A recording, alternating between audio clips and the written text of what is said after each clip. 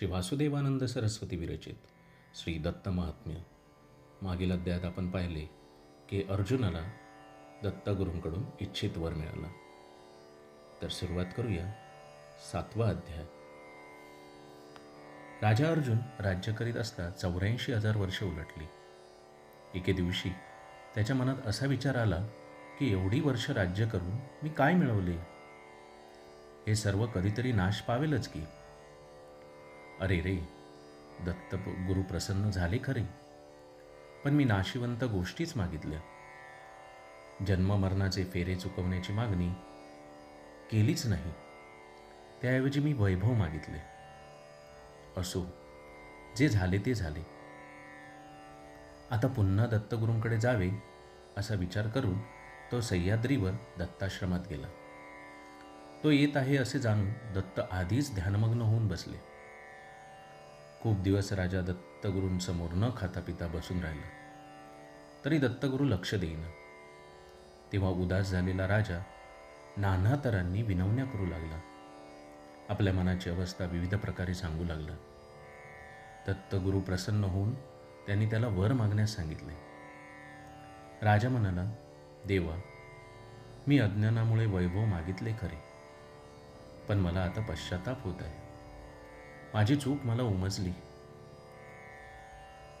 तू काहीही द्यावयास समर्थ आहेस.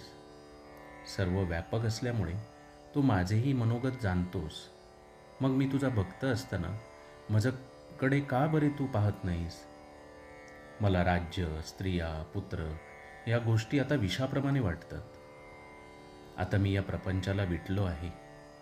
विषयांचे सुख हे मला सर्पाप्रमाणे व विंचवाप्रमाणे वाटते. म्हणून मी आता तुझ्या पायांपाशी आलो आहे. तुझ्या चरणीशिवाय मला काहीच नको. तू माझ्यावर कृपा कर आणि डोळे उघडून माझ्याकडे पहा तरी. माझी तुला दया येऊ दे. तूच जर माझी उपेक्षा केलीस तर मी कुठे जावे बरे? राजा अशी प्रार्थना करीत असतानाच दत्तगुरूंनी डोळे उघडले. मुखमर्जन, स्नान वगैरे आटपून ते आसनावर बसले व ध्यान आरंभिले. ते पाहून राजा खिन्न झाला. तेव्हा शांततपा मुनीने राजावर कृपा करावी अशी विनंती केली.